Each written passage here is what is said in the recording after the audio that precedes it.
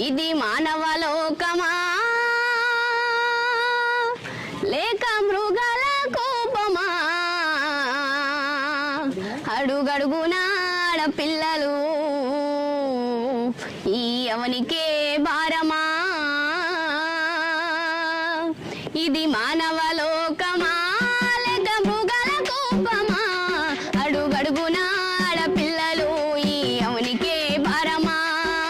మాటలు గొప్పలు చెప్పారు మానవత్వాన్ని మంటలో కలిపారు